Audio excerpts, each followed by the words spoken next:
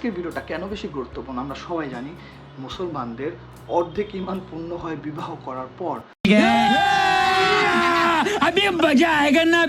তো বিবাহটা কিভাবে সুন্দর সহিভাবে করা যাবে সেই ভিডিওটা আজকের ভিডিওটাতে আমি বলবো কিভাবে সহি বিবাহ, কিভাবে বিবাহতে উইটনেস মানে সাক্ষী কেন লাগে, এটা কি আসলেই ম্যান্ডেটরি কিনা, এবং সাথে করে বিবাহের পরবর্তী যে ক্রাইটেরিয়া।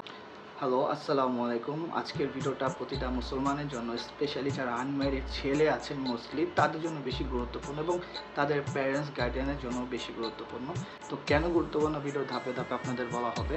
তো ফার্স্ট অফ অল ধরেন, এই ভিডিওতে আমি বলতে যাচ্ছি যে আমরা যে বিয়ে করি আর কি, বিয়ের সময় মুসলমানরা যে সাক্ষী রাখতে হয়, উইটনেসেস, আর সাথে করে বাংলাদেশের বিয়ের পরবর্তী যে রেজিস্ট্রেশনের কথা আপনারা হয়তো বা শুনছেন, এই দুইটা জিনিস নিয়ে আজকে আমি আমাদের শারিয়া ভিত্তিক মানে আমাদের কোরআনের আলোকে, ইসলামের ভিত্তিকে শারিয়া আলোকে, প্লাস আমাদের দেশীয় যে আইন আছে সেই আইনের আলোকে আপনাদের সাথে আমি কথা বলতে চাচ্ছি উইথ রেফারেন্স।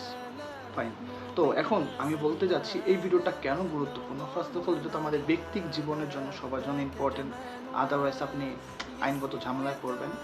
আর দ্বিতীয়ত, ধরেন আপনার কোনো পছন্দের ব্যক্তিত্ব যার অনেক অনুসারী থাকতে পারে, ইসলামিক বডি হতে পারে বা যে কোনো হতে পারে।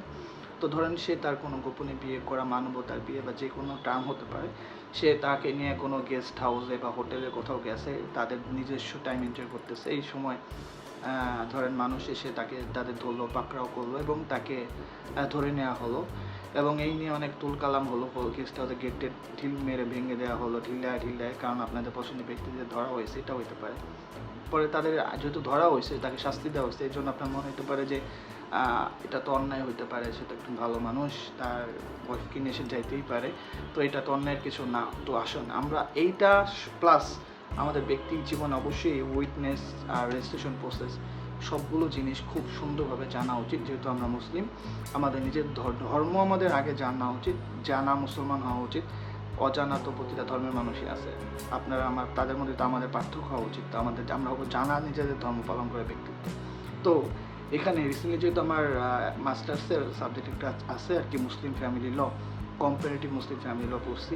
তো এর মধ্যে একটা পার্ট হলো ম্যারেজের যে উইটনেস আছে আর রেজিস্ট্রেশন আছে। এখন বিয়ের মধ্যে উইটনেস বলতে কি বোঝা আমরা সবাই শুনছি, যে বিয়ের পরবর্তী যেই প্রসেসটা, বিয়ে করার সময় কি লাগে, আপনার দুইজন বালিকা সাবালিকা হয়েছেন, 21 বছর 18 বছর মেয়ে, তো তারপর দুজন সাক্ষী লাগে, দুজন উকিল বাবা লাগে, বাস কাজী অফিসে গেলে বিয়ে হয়ে যায়। এটা তো আমরা সবাই জানি। এখন এই সাক্ষী আসলেই কেন লাগে এটা তো জানা উচিত, বা কিরকম ধরনের সাক্ষী লাগে। ফার্স্ট অফ অল আপনাদের বলে দিই, কোরআনে বিয়ের কথা বলা আছে, কিন্তু উইটনেসের ব্যাপারে কোরআনে ডিরেক্টলি ম্যারেজ বা বিয়ের সাথে উইটনেস লাগবে এই ব্যাপারে বলা নাই। তবে তাহলে আমরা কোন যুক্তিতে ম্যারেজের সাথে এই সাক্ষীর ব্যাপারটা জড়াইছি, এটার একটা রেফারেন্স আছে। সেটা হল কোরআনে বলা আছে, যখন এই যে there is no direct Quranic verse on the point of witness to a marriage, however Quranic verse regarding commercial transaction applied হয়, এখানে কি অ্যাপ্লাই হয়, কারণ নাকি কোরআনে বিয়ে নিয়ে কোনো কোরআনিক ভার্স নাই, বাট ট্রানজেকশন মানে আমরা যখন কারোর সাথে লেনদেন করি, ব্যবসায়িক লেনদেন হতে পারে, চুক্তিনামা যখন আমরা করি, তখন সেখানে সাক্ষী লাগবে, সেই ব্যাপারে কোরআনে বলা আছে। আর এটা রেফারেন্স হলো সূরা আল বাকারা 282 নাম্বার আয়াত। তো 282 নাম্বার আয়াত একটু বড় আয়াত এটা, তো এটার একটা পার্ট হলো যখন আপনারা কোনো চুক্তিনামা করবেন সেখানে অবশ্যই সাক্ষী রাখবেন। সাক্ষীর সংখ্যা বলা আছে 2 জন, একজন আর কি, 2 জন কখন 2 জন, 2টা পুরুষ। আর যদি এখানে একটা পুরুষ আরেকটা যদি আপনি মহিলা ইনক্লুড করতে চান, তো মহিলা একটা হবে না, সেখানে থাকতে হবে 2টা মহিলা, মানে 2টা মহিলা মিলে একজন পুরুষ সাক্ষীর সমান। তার মানে যদি 2 জন পুরুষ রাখেন হয়ে গেছে, আর যদি মহিলা অ্যাড করতে চান তাহলে একজন পুরুষ 2 জন মহিলা মিলে সাক্ষী কমপ্লিট। তো এই যে প্রসেসটা এই ম্যারেজের এই নাম্বার অফ উইটনেসের এই ক্ষেত্রে অ্যাপ্লাই করে থাকে। যেহেতু আমরা আর কি মুসলিম ফ্যামিলি লতে ম্যারেজ যে আমরা বিয়েটা করি, এটাকে একটা সিভিল কন্ট্রাক্ট হিসাবে ধরা হয়। এই নিয়ে অনেক কেসেস আছে, যেমন খুরশেদ বিবি পাকিস্তানের একটা কেস আছে।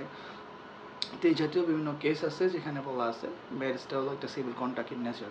তো এটা যেহেতু কন্ট্রাক্টের মতো, যেহেতু আমরা একজনকে অফার করি যে তুমি আমাকে বিবাহ করবা। তো যেমন কাজী বলে, আপনি কি অমুকের পুত্রকে বিবাহ করিতে চান, আপনি কি রাজি আছেন? সে বলে হ্যাঁ রাজি আছি, কবুল।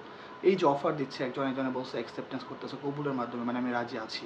এইটাই অফার এবং অ্যাকসেপ্টেন্স যেখানে আছে এটাই হলো কন্ট্রাক্ট। তো এই হিসাবে এটা একটা কন্ট্রাক্ট। তো ওই হিসেবে চিন্তা করে যেহেতু একটা বিবাহ ভ্যালিড করতে হলে বা বেশি গ্রহণযোগ্যতা করতে হলে সাক্ষীর প্রয়োজন, তাই সাক্ষী আট করা হয়েছে।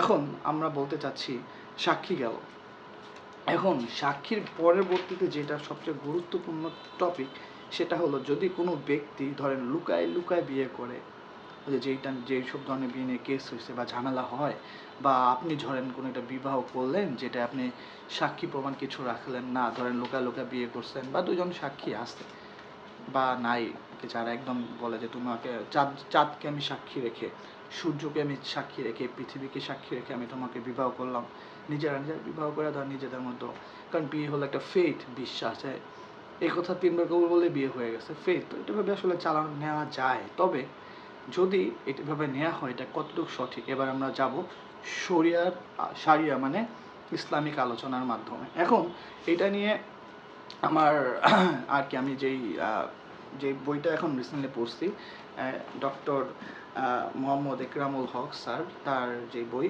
উনি ঢাকা ইউনিভার্সিটির প্রফেসর প্লাস আমাদের বাংলাদেশ ইউনিভার্সিটি অফ প্রফেশনালস বিওপিরও প্রফেসর। তো আমি বিওপিতে পড়ছি, তো সেই সুবাদে তার এই বইটা আমার পড়া হয়েছে। সেখানের ঠিক 59 পেজের একটা হাদিস আছে, এখানে খুব সহজেই মাঝখানের দিকে হাদিসটা পাওয়া যাবে খুললেই। সেখানে লেখা আছে, the Prophet ﷺ said that a marriage in secret is nothing but a form of prostitution. বুঝতেছেন তো মিনিংটা? মানে বিয়ের যেই কি ম্যারেজ ইন সিক্রেট, গোপনে বিবাহ আসলে আর কিছু না, এটা একটা হলো প্রস্টিটিউশনের একটা ফর্ম, বা এটা বোঝানো হয়েছে। তো আমি চিন্তা করলাম এটার কোনো ভ্যালিডিটি, যেহেতু আমি প্রমাণ ছাড়া নামতে চাই না মাঠে, তো এটার কি কোনো ভ্যালিড আসলে হাদিস আছে, এটা কোনো কি ভ্যালিড হাদিস এটা রেফারেন্সটা কি, আমি খোঁজাখুঁজি করছি, পার্সোনালি আমি পাই না এটার কোনো রেফারেন্স, সার্চ দিতে ভাবে পাই না। যেহেতু এই হাদিসের আমি এখন কোনো আপনাদের ভ্যালিড কোরআন থেকে বা হাদিস থেকে, সহি হাদিস থেকে কোনো রেফারেন্স দিতে পারলাম না। তো এখন আমি চিন্তা করতেছি, তাহলে প্রকাশ্যে বিয়ে করতে হবে, সাক্ষী রাখা উচিত, মানুষকে কি জানানো উচিত, গোপনে কি বিয়ে করা উচিত, কোনটা বেশি উত্তম বা কোনটা প্র্যাকটিস আছে, নবীজি কি বলছে, এটা আপনাদের জানা উচিত। যে কোনো কেউ যদি মানবতার বিয়ে লুকায় লুকায় করে, সেটাকে আসলে করা উচিত হবে।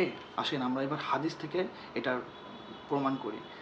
তো নবীজির একটা হাদিস আছে, তোমরা বিয়ে প্রকাশ্যে ঘোষণার মাধ্যমে করো, দেখেন শব্দগুলো, প্রকাশ্যে ঘোষণার মাধ্যমে করো, মসজিদে সম্পাদন করো, সাথে করে দফ বাজাও। দফ আগে আমরা জানতেন যে চামড়ার একটা ঢোলের মতো, সেটা বাজাও। মানে এখানে আনন্দর কথাও বলা আছে, প্রকাশ্যে করো সেটার কথাও বলা আছে, এবং আপনি মসজিদে করেন, ঘরে করেন, আপনার ইচ্ছা আর কি।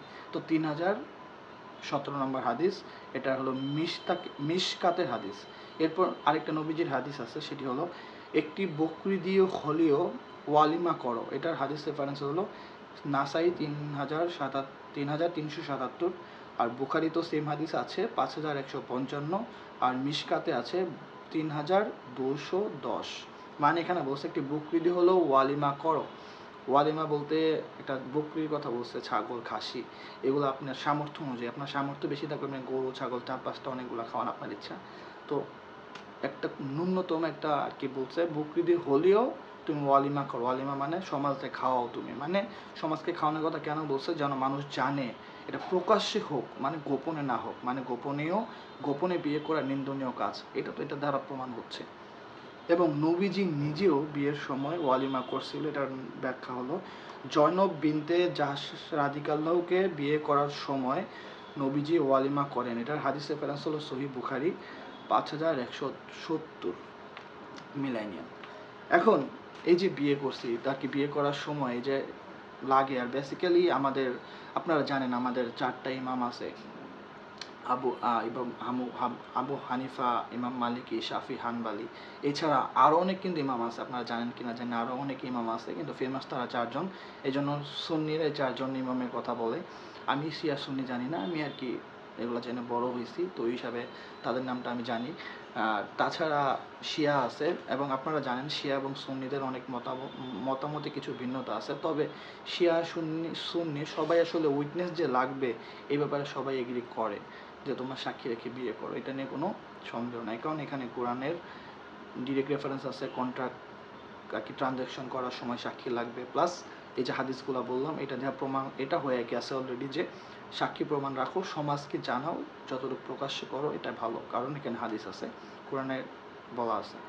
এই জন্য এবার আপনাদের এক পার্ট কিন্তু জানা শেষ, মানে এরকম কোনো ব্যক্তি যদি এরকম কাজও করে, সে আপনার কাছে দেখার আগে অ্যাপারেন্টলি তাকে মনে হতে পারে সে একজন বড় ইমানদার ইসলামিক কোনো ব্যক্তিত্ব, কিন্তু তার কাছে যে ভুল এটা প্রমাণ হয়ে গেছে, চাইলে আপনি রেফারেন্সগুলো দেখে দেখে মিলাই নেবেন। আমরা দ্বিতীয় পার্টে যাব, এটি হলো বিয়েতে যে রেজিস্ট্রেশন প্রসেস, এই রেজিস্ট্রেশন প্রসেসটা কেন আসছে, কেন লাগে, এবং এটার আইনগত বাধ্যবাধকতা কী, এটা আমাদের দেশীয় আইনে কেন এটা ইনক্লুড করা হয়েছে এবং কী আছে সেটা নিয়ে আলোচনা করব, এবং শেষের দিকে এটা কেন ইম্পর্টেন্ট সেটা নিয়ে আলোচনা করব। তো এই ব্যাপারে আমাদের দেশে যে আইনটা আছে সেটা হলো 1974 সালের marriage and divorce registration act নামের একটা আইন আছে 1974 সালের।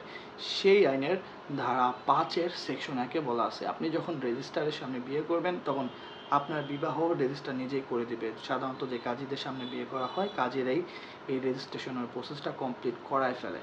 এখন ধরেন কেউ আলাদাভাবে বিয়ে করছে, যে কাজী বা কোন ইমাম সাহেব তার সামনে বিয়ে করলো, নিজেরা বিয়ে করছে, সাক্ষী প্রমাণ রাখছে, সবই রাখছে। এখন এইখানে বাংলাদেশের আইন অনুযায়ী বলা হয়েছে ব্রাইড গ্রুম মানে স্বামী বা ছেলেকে, তাকে কি করতে হবে, বিবাহ সম্পন্নের, মানে বিবাহ কিন্তু হয়ে গেছে, আপনি ধরেন রেজিস্ট্রেশন করেননি, আপনার বিবাহ কিন্তু কমপ্লিট, এমন না যে আপনার বিবাহ থেমে থাকবে, বিবাহ হয়ে গেছে এবং ভ্যালিড ম্যারেজ, বাট ছেলেকে 30 দিনের মধ্যে জানাইতে হবে রেজিস্ট্রারের কাছে যে আমরা বিবাহ করছি, তুমি আমাদের এটা ইনক্লুড করে দাও, আইনগতভাবে সব কিছু ডাটা এন্ট্রি করে দাও সোজা হিসাব।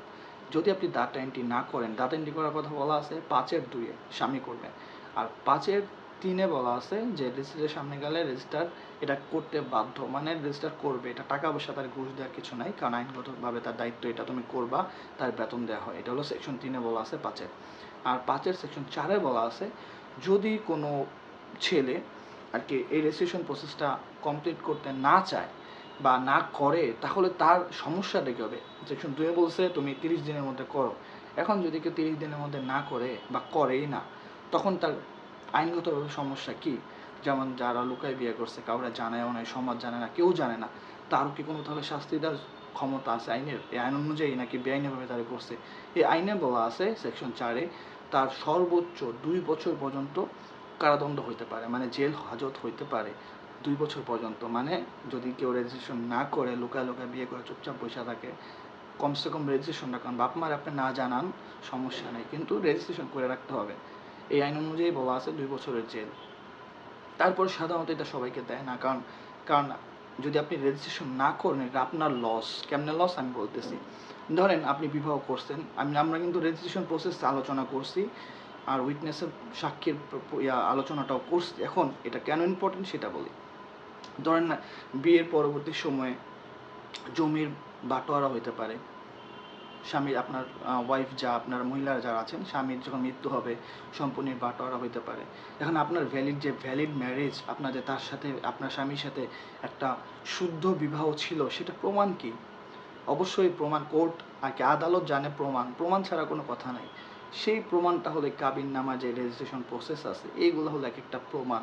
তাছাড়া আপনার যদি ডিভোর্স, ধরেন অনেক ফ্রড বিয়ে আছে, যেমন নিজেরা বিয়ে করে লুকায় বিয়ে করে, অনেক নিউজ আপনারা হয়তো দেখেন, এগুলা 3 মাস পর তাদের দেখাদেখি করে না, কিন্তু তাদের লুকায় বিয়ে হয়েছিল। এখন মেয়ের যে প্রমাণ করবে যে তার বিয়ে হয়েছিল বা হয় নাই, এরকম অনেক ছেলেও আছে প্রতারণার শিকার হয়, তো তাদের যে ভ্যালিড বিয়ে হয়েছে এটা প্রমাণ কি? সেই প্রমাণটা হলো এই রেজিস্ট্রেশন প্রসেস।